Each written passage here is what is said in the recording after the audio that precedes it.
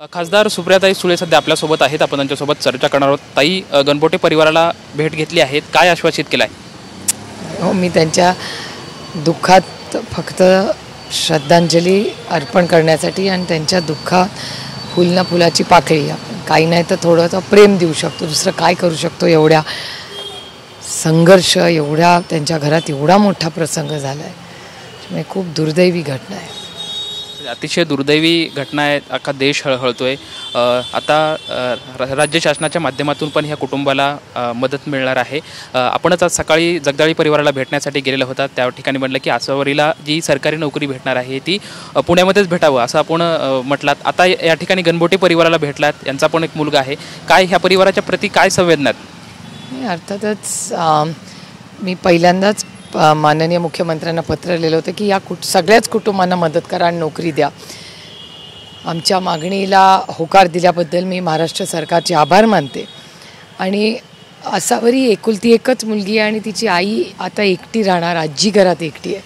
त्याच्यामुळे महाराष्ट्र सरकारने पुणे म्युनिसिपल कॉर्पोरेशनमध्ये तिला पुण्यातच नोकरी द्यावी असं विनंतीचं पत्र मी UD1, कारण का पुणे म्युनिसिपल कॉर्पोरेशन UD1मध्ये येतं, तर मी माननीय एकनाथ शिंदे साहेबांना आत्ताच पाठवलं आहे.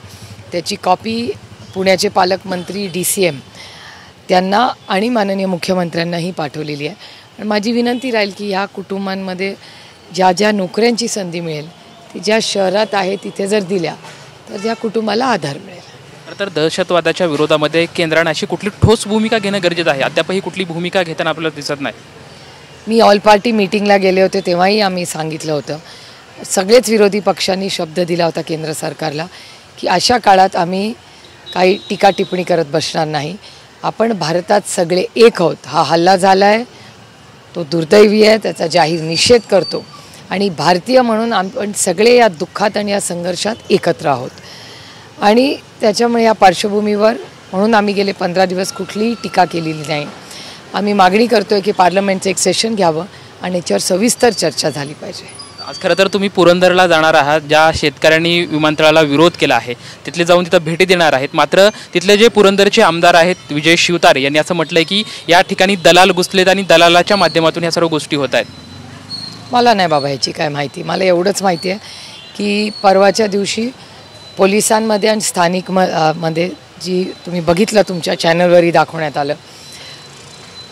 माझी विनंती आहे महाराष्ट्र सरकारला की अशा गोष्टींमध्ये थोडंसं संवेदनशीलपणा दाखवावा आणि कष्ट करणाऱ्या, त्या काळ्या मातीशी इमान राखणाऱ्या शेतकरी जो तुमचा आणि माझा अन्नधान्याचा प्रश्न सोडवतो त्याच्याबद्दल काही टोकाची भूमिका घेऊ नये.